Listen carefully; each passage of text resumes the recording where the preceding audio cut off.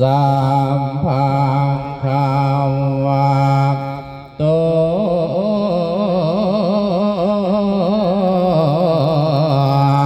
ลังหัมโตสัมมา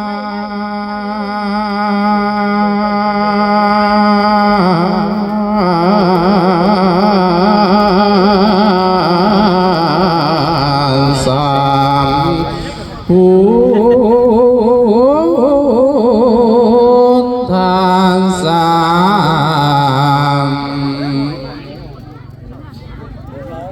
มัดเนตัวผู้ขาจะขอกล่าวตำนา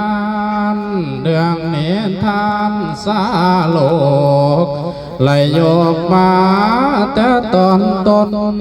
สมมุติตนตัวขาสีสนใสเป็นเสือสูงสามเวยลาดสร้างเมืองบ้านยานนาครเดี๋ยวนี้ตัวเขตหอนละลูเปลี่ยนคิมหันจันโทแสงเรื่องห้องสองวารุที่กามี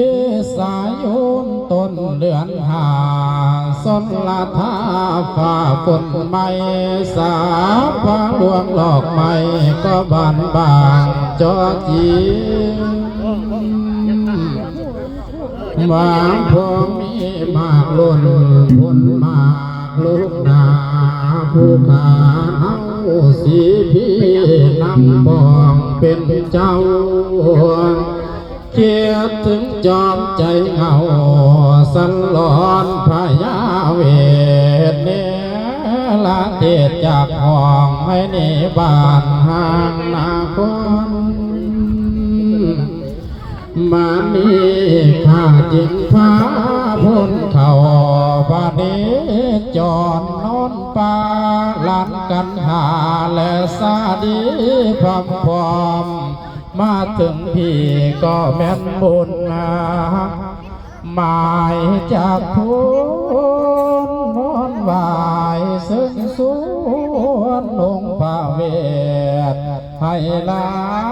เพศปานอดไว้ขึ้นเข้าสู่